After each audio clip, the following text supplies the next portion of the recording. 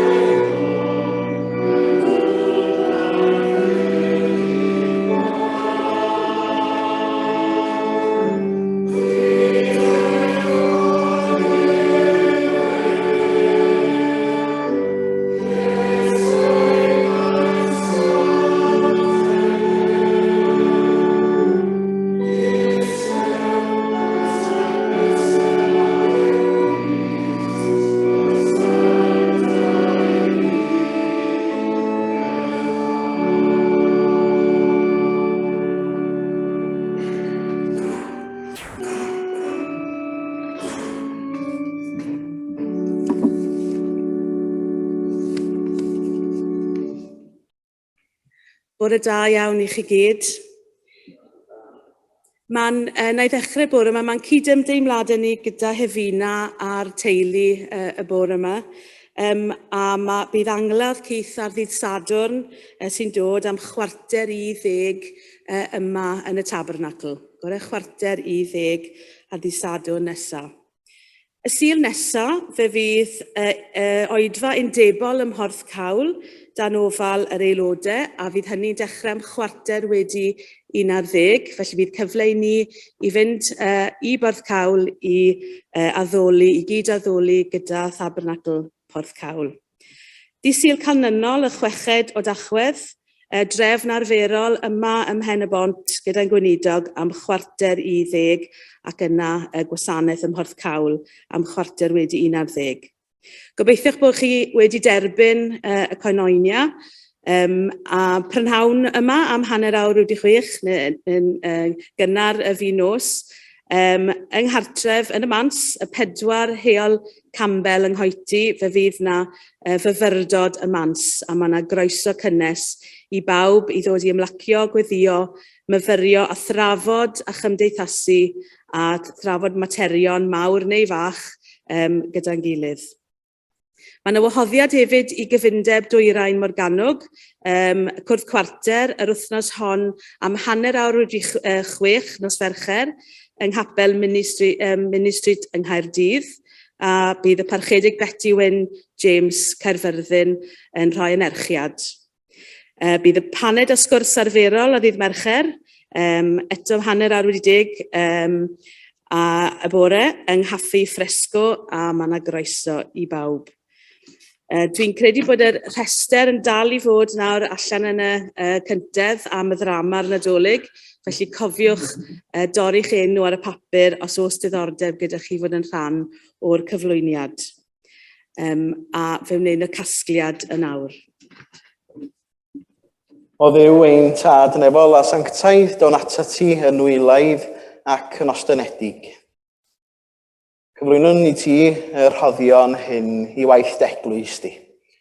Ac wrth i ti'n dderbyn nhw, da ni'n gofyn i ti dderbyn una hefyd yn yr un modd, gan yn bod ni'n gofyn hyn oll yn enw ac yn heiddiant yn harglwydd Iesu Grist. Amen.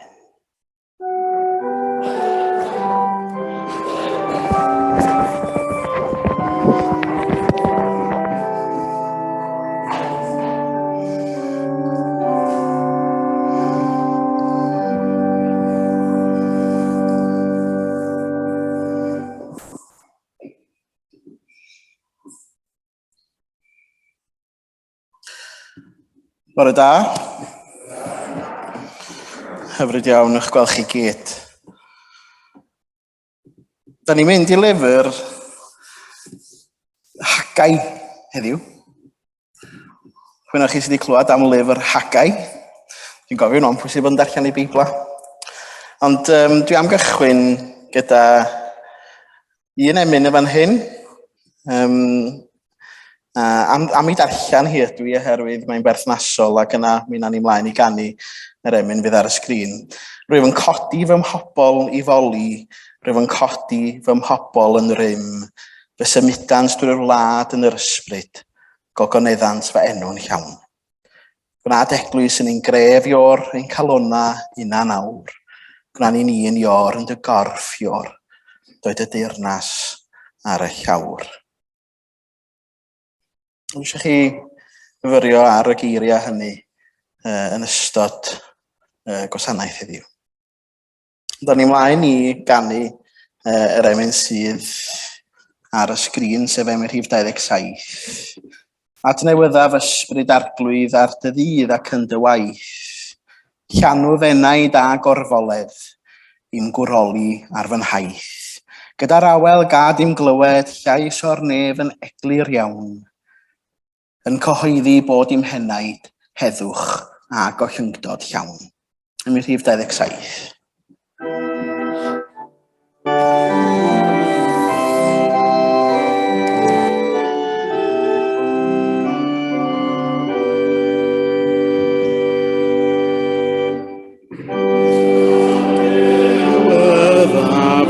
Ysbryd arglwydd ar dy ddydd, y waith, o fenaid a gorfoledd,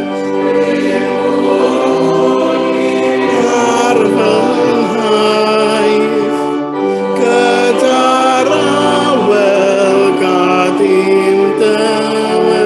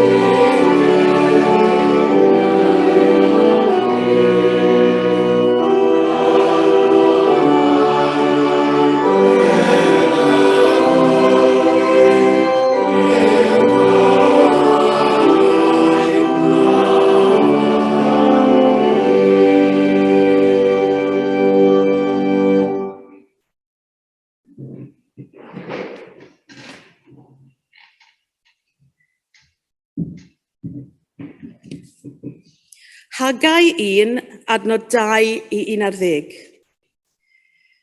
Dyma mae'r arglwydd holl bwerus yn ei ddweud. Mae'r bobl yma'n dweud, mae'n rhy fuan i ni adeiladu teml yr arglwydd. Ond yna, dyma'r proffwyd Hagai yn rhoi'r neges yma gan yr arglwydd. Ydy hi'n iawn eich bod chi'n byw yn eich tai crand tra mae'r deml yma yn adfail? Felly dyma mae'r arglwydd holl bwerus yn ei ddweud.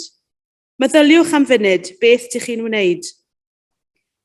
Dych chi wedi hau digon, ond bach iawn ydy'r cynheuaf. Dych chi'n bwyta, ond byth yn cael eich llenwi. Dych chi'n yfed, ond heb gael eich bodloni.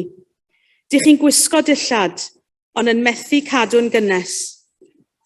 Mae fel petai cyflog mae pobl yn ei ennill yn mynd i bwrs sydd â thwll ynddo. Ie, meddyliwch am funud beth dych chi'n wneud, medda'r arglwydd holl bwerus. Ewch i'r bryniau a dod â choed yn ôl i adeiladu'r deml. Bydd hynny'n fy mhlesio a bydd pobl yn fy mharchu, medda'r arglwydd. Roeddech chi'n disgwyl cynydau da, ond yn cael cynydau gwael. Roeddech chi'n ei gasglu, ond yna byddwn ni'n ei chwythu i ffwrdd, medda'r arglwydd holl bwerus. Pam? Am fod fy nhŷ i yn adfeilion a chythau'n rhy brysur yn poeni amdanoch chi'ch hunain. Dyna pam mae'r awyr fel rhoi gwlith ar tir wedi peidio tyfu cnydau. Fi sydd wedi anfon sychder drwy'r wlad ar y bryniau, ar yr yd a'r grawnwyn ar olewydd, a phopeth arall sy'n tyfu o'r ddeiar, a'r bobl a'r anifeiliaid, ac ar ffrwyth eich holl waith galed.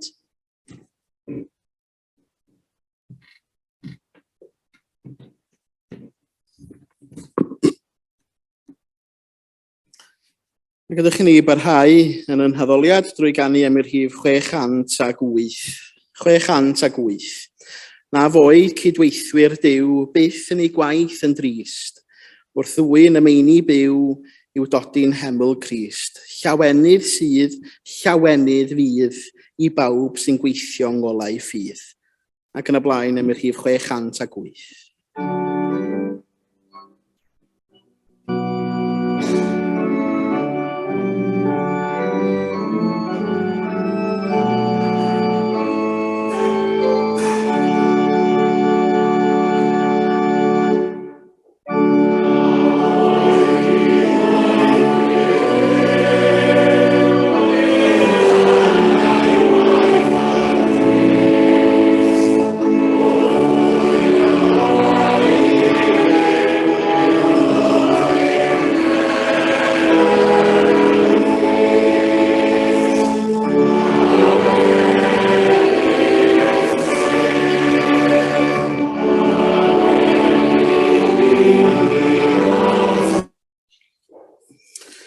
Groesawu pobl Zoom yn ôl.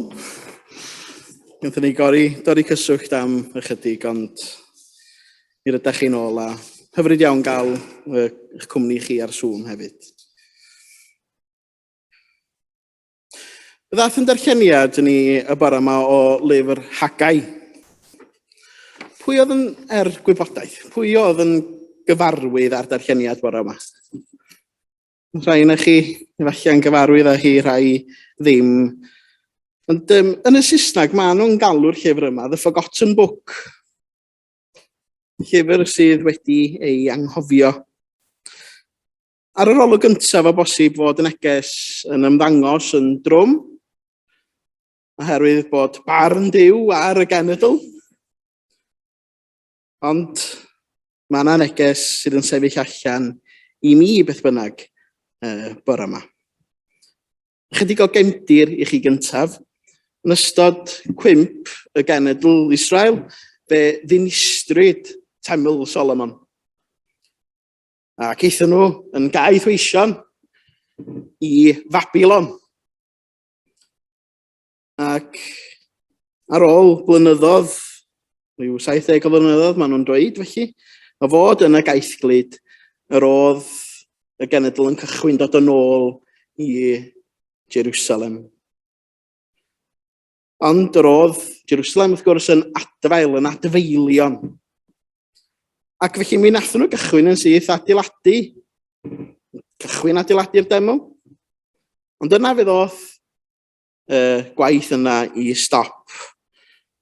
Ac yn dweud mae hi rhy gynnar i ni ddechrau ail-adeiladu'r deml.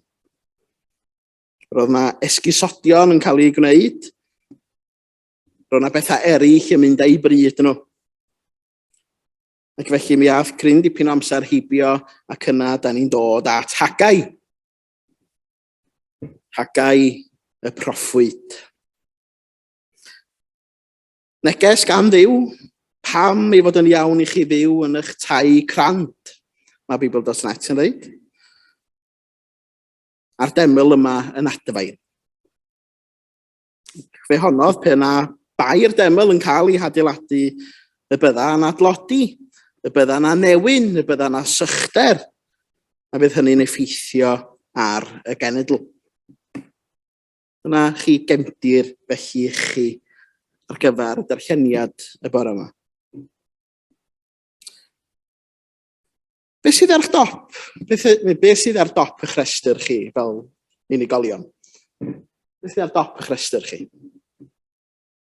Be gewch chi ddeud os ydych chi isio? Ie? Iechyd? Di'r tri yma'n uchal o bosib? Iechyd, teulu, ffrindiau? Be arall sydd ar dop eich rhestr chi?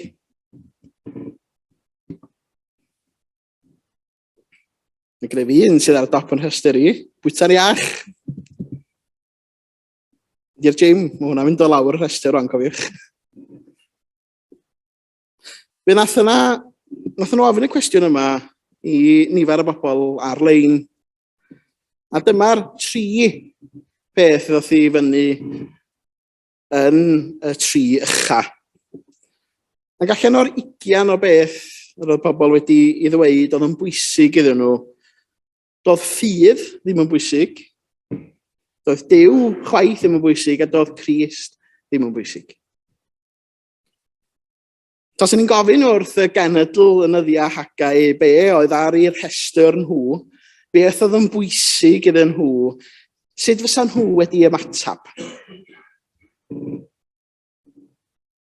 Dwi'n siŵr fydda Duw ddim wedi dod yn agos at eu rhestr nhw chwaith. Ac felly o ganlyniad, yr ydyn ni'n gweld diriwiad ysbrydol y genedl. Ond nota 4 a 5 yn deitha ni, ydy hi'n iawn, eich bod chi'n byw yn eich tai crand tra mae'r deml yma'n adfail.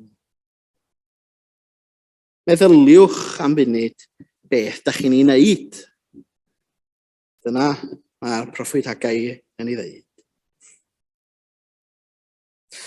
Beth ydy'r deml sydd yn adfail yn bywydau ni? Y mywyd yn cenedl ni, fel Cymru o bosib.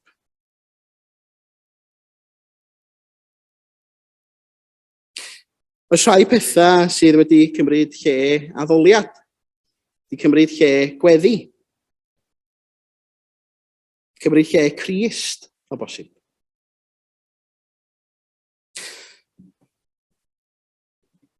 Fe rwy'n dweud wrtha i yn ddiweddar, os neb yn hoffi ystadegau. Neb yn hoffi ystadegau. Os neb yn ffond iawn o glywed am ddiriwiad chwaith, mwy nag ydw i. Ond rydyn ni'n byw mewn byd sydd angen clywed y newyddion da heddiw yn dydyn. Sydd angen clywed am obaith, sydd angen clywed am heddwch. Ond yng nghanol diriwiad Cristnogol ac ysbrydol hefyd, mae yna un gobaith sydd i'w gael yn does. Bod Duw yn dal i deyrnasu. Nes i glywed stori unwaith. Sgen i'n cof pwy ddwedodd y stori wrtha i. Hyn, chydig o flynyddoedd yn ôl, dwi'n gwybod na nid yma glwyisio. Ond efallai bod chi'n gyfarwydd ar stori ac efallai bod wedi hiwio chydig bach arni hi hefyd, cofiwch. Ond mae hi'n stori dda. A dwi'n gwybod pwy sydd yn cael ei bortreadu yma chwaith, ond mae yna bregethwr wedi mynd i bregethu mewn rhyw gapel yn ystod cyfnod y Pasg. A di gwneud groglith, felly. Fath o fyny'r pwlpid ac oedd y plant hefyd yn bresennol yn y capel. Ac fe ddwedodd y gweinidog, mae Crist wedi marw. Mae Crist wedi mynd i'r groes ar yn rhannu. Mae Crist wedi marw ar y groes. Dyna'r diwedd. Ac yn y foment yna fe gerddodd y gweinidog am y drws. Da fe nath yna bachgen bach godi a dweud, ond syr, mae Iesu Grist yn dod yn ôl yn fyw. Ac yna ar y pwynt yna fe drodd y gweinidog yn ôl a dweud, yndi machgen ni, mae Crist yn dod yn ôl yn fyw. Yn hynny, mae yna obaith. Dyna'r gobaith sydd gan ni fel Cristnogion de. Gobaith y trydydd dydd. Gobaith fod Crist eto'n fyw. Gobaith concro'r bedd. Ia, mi aeth o'r groes ar yn rhannu. Ar ydyn ni'n bod o'i herwydd. Ac o'n i dyna ddylai fod ar dop yn rhestr ni felly hefyd i'w addoli a troi ato fo mewn diolchgarwch.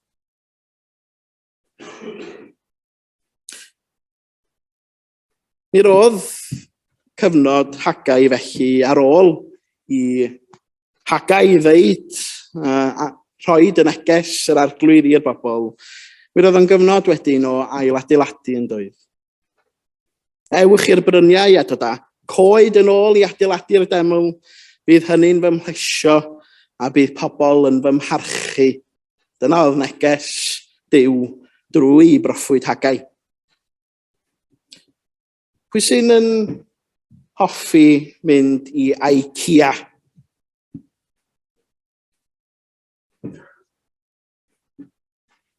Pwy sy'n hoffi mynd i IKEA? 1, 2, 3.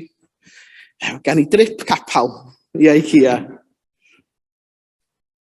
Mae'n gwneud meatballs da iawn yna. Os rhywun wedi prynu flat pack o IKEA gyda llaw, os rhain ych chi'n hoffi adeiladu flat packs? Rhain ych chi. Os ydych chi gwyn eich byd, chi gewch chi ddod acw. I mi, mae adeiladu silff lyfrau yn boenus. Yn boen cu'r pen, yn gyntaf o ddarllen yr instructions. Ac yna'n boen llythrenol wrth i fi waldio mawt gyda'r morthwyl. Yn lle'r hoelan. Ia, mae adeiladu flatpack, mae gynnach chi'ch yr instructions. Os da chi'n dilyn pob un cam yn iawn, yna mi fydd y silff lyfrau gynnach chi am amser maith felly. I'r genedl roedd yr ail adeiladu yn bwysig. Oherwydd mi roedd teml yr arglwydd yn golygu mai yma fysa Duw yn trigo. Yma fydda Duw yn bod. Heb y daml roedd Duw yn bell. Doedd Duw ddim yn agos atyn nhw os nad oedd yna teml. Ac felly roedd yn rhaid adeiladu'r deml mwyn cyflwyno diolchiadau, i poeth y ffryma, i weddïo. A mae cyfnodau o ail adeiladu wastad yn boenus, dydy. Mae cyfnod o ail adeiladu yn boenus. Na beth yng nghofio chydig o gwpl o flynyddoedd yn ôl bellach, o'n i yng Nghyngor Undeb yr Annibynwyr. Per chydig o wain hir oedd wedi bod i Rhys mewn cynadledd ECWM yn edrych ar sut mae arloesi, sut mae eglwysi yn arloesi yn eu cymunedau nhw. Ac mae arloesi'n rhan anatod o fywyd Cristnogol a rhan o fywyd eglwysi ers y cychwyniad un felly. Mae'n rhaid arloesi. Ond mi ddwedodd Owain Hir hefyd fod y gair loes mewn arloesi yn does. Yr gair loes mewn arloesi. Mae unrhyw newid ac arloesi yn boenus. I'r genedl, oedd yn rhaid iddyn nhw ail-ddysgu rheola cyfraith Moses. Byw bywydau oedd yn gymeradwy i Dduw. Roedd hynny'n golygu newid y ffordd roedden nhw'n byw rwan. Honnodd Hagai pe bynnag bydda'r deml yn cael ei adeiladu, y bydda tlodi newyn sychder yn effeithio ar y genedl. Ac roedden nhw eisoes yn profi hynny. Be mae'r sychder a'r tlodi yna yn ei olygu i ni heddiw ynddo? A'i tlodi ysbrydol ydi o? A'i newyn a syched am gariad, am heddwch, am obaith sydd yma? Yn Cwynonia, wsos yma, mi rydw i'n sôn am argyfwng. Yr argyfwng mae'r wlad yma ynddo fo ar hyn o bryd. Argyfwng arweinyddiaeth, a na'i menwi neb. Gymaint o sôn yn newyddion am i ba gyfeiriad rydyn ni yn mynd, argyfwng economaidd hefyd, costa byw, argyfwng hinsawdd. Mae'r rhain i gyd yn gallu golygu'r un peth ag oedd i'r genedl i ddewig gyda'r sychder a'r tlodi felly. Dwi'n mynd ymlaen i ddeud yn y Cwynonia beth ydy'n ymatab ni i hyn. Be ydy'n ymatab ni i'r argyfwng yma? Mae Iesu'n ei ddweud o yn blaen yn dydi. Mathew 5. Chi ydy'r golau sydd yn y byd, meddwl fo. ti ydy'r gola sydd yn y byd. Mae'n amhosib cuddio dinas sydd wedi adeiladu ar ben bryn. A does neb yn goleuo lamp i'w osod o dan fowlan. Na, da chi'n gosod lamp ar fwrdd mwyn iddi roi gola i bawb sydd yn y tŷ. Ydyn ni'n rhoi'r gola ar fwrdd i bawb sydd yn y tŷ. Ydyn ni yn oleidi i'n cymuned ni heddiw. Hynny ydy, fel dilynwyr Crist, fel goleini yn ein byd ni, mae rhaid i ni gychwyn ailadeiladu, i ddod â gobaith, i ddod â tosturi, i ddod â llawenydd i'n cymdogion ni. Mae'n darllen yn y newyddion yn ddiweddar yn eglwysi, wedi ardal Llundain felly, oedd yn mewn ymatab i'r costa byw a'r costa ynni, bod nhw yn agor i drysa, bod pobl yn gallu dod i fewn a defnyddio yr adeilad fel rhyw stafell fyw felly. Bod yna wres yna ar eu cyfar nhw i'r gymuned gyfan i ddod i wynhau panad, i wylio teledu, i wneud bob math o bethau. Just un ffordd mae'r eglwys yn ymatab i'r heriau mae bobl yn ei gwynebu ar hyn o bryd. I ni fel eglwys ac fel unigolion, mae'r adeiladu yn golygu gosod Crist fel sylfaen yn ein bywydau ni'n dydy. Un sylfaen fawr yr eglwys, yr arglwydd Iesu yw, ynde. I ddilyn gorchmynion Iesu hefyd, i garu eraill. A mae Mathew 25 yn atgoffa ni o hynny'n dydy. Pryd welon ni ti'n llwgu ar rhywbeth i ti fwyta, yn sychedig a rhoi diod i ti. Pryd wnaethon ni dy groesawu di pam roedda ti'n nabod neb, neu roi dillad i ti pam roedda ti'n oeth. Pryd welon ni ti'n sal neu yn y carchar am yn di ymweld â thi. A bydd y brenin yn atab, credwch i fi, pam wnaethoch chi helpu'r person lleiaf pwysig, sy'n perthyn i mi, wnaethoch chi fy helpu i. Yr ail adeiladu drwy osod Iesu'n sylfaen felly. Ac yna gawn brofi bendith y cynheuaf. Mae sôn am gynheuaf yn Hagai a mae'n amserol iawn yn cyfnod y cynheuaf felly. Ond roedd Hagai yn sôn yn llythrennol am gnyda gwael, am gynheuaf gwael felly. Am fod fy nhi yn adfeilion, medda fo, a chitha'n rhy brysur yn poeni amdanach eich hunan. Dyna pam mae'r awyr heb roi glif a'r tir wedi peidio tyfu cnydau. Os nad ydy Iesu'n sylfaen ac yn ganolog i bopeth wnawn ni fel eglwys ac fel unigolion cynheuaf gwael dan ni'n ei brofi. Rhywbeth sydd yn rhoi boddhad mawr i mi ydy pan dwi'n clywed ieuenctid a plant yn benodol felly yn sôn am Grist. Ac mi nes i gychwyn prosiect yn Monewydd jyst tu allan i Gaernarfon pam ro'n i'n fyfyriwr yn y coleg ym Mangor. Prosiect ar gyfer teuluoedd a dwi wedi sôn amdan y prosiect yma gyda chi mewn bregaeth. Ond dwi'n cofio yn cychwyn y prosiect yma ac un teulu yn dod i gychwyn. A Ron yn deitha i bryd hynny, wel dwi'n gweld bod ti'n siomedig, mae mond un teulu i ddod, ond mae'r un teulu yna wedi clywed y newyddion da heddiw. Unwaith y mis oedden ni'n gwneud hyn, mis wedyn, dyma y teulu bach yma yn dod â teulu arall hefo nhw. A nes i ddeud ar y cychwyn, wel wrth y plentyn felly, y merch bach rhyw 4 oed, 5 oed oedd hi. O ti wedi dod â ffrind efo chdi heddiw, medda fi? Do, medda i. A nes di ddeud tro dwytha bod Iesu'n ffrind i fi hefyd.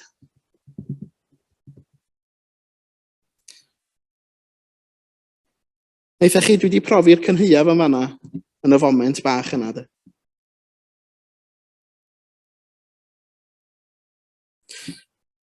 Yr hedyn yna, da ni'n ei blannu ynde. Ni weld o yn blodeuo. A nath hwnna roi boddhad i mi yn dod yn ôl eto at hyn roedd Iesu'n ei ddeud ynde. Credwch chi pam wnaethoch chi helpu'r person lleiaf pwysig sy'n perthyn i mi y gwnaethoch. I mi yr hyn sydd yn darlunio bendith y cynheuaf hefyd yw'r ddalfa wirthiol y bysgod. Yn Ioan 21. Dywedodd Iesu, taflwch yr hwyd ar ochr dde'r cwch ac byddwch yn dal helfa. Ond dyma nhw'n gwneud hynny. A chafodd gymaint y bysgod ei dal, nes ei bod nhw'n methu tynnu'r hwyd yn ôl i'r cwch. Nid sôn am rifa yn benodol sydd yma i mi, ond y ffaith fod yr eglwys yn gwneud ymdrech i gyrraedd y rhai y bosib na fydden nhw byth yn ei ystyried. Byth yn ymgyrraedd teg atyn nhw. Mae Iesu'n rhoi gorchymyn iddyn nhw daflu i'r ochr dde y cwch, rhywbeth na fyddan nhw wedi ei wneud. Ac felly hyd yn oed yn y fan hyn, rydyn ni'n gweld yr ail-adeiladu yn digwydd ym mywyda'r disgyblion.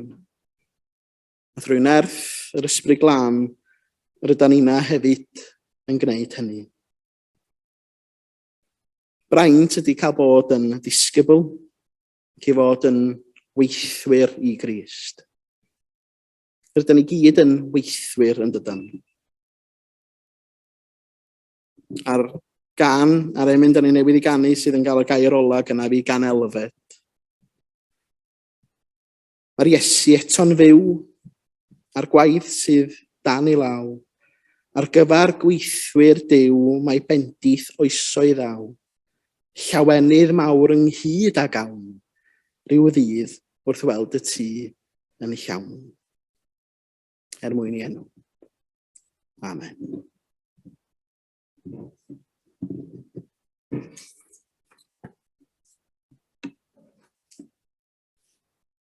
Gadwch chi ni droi at yn hemyn olaf, sef emyn rhif 612. Un sylfaen fawr yr eglwys, yr arglwydd Iesu yw, ei greadigaeth newydd drwy ddŵr a gair ein Duw, ei briodasferch sanctaidd o'r nef i'w cheisio ddaeth, a'i waed ei hun fe'i prynodd, a'i bywyd ennill wnaeth. Ac yn y blaen 612.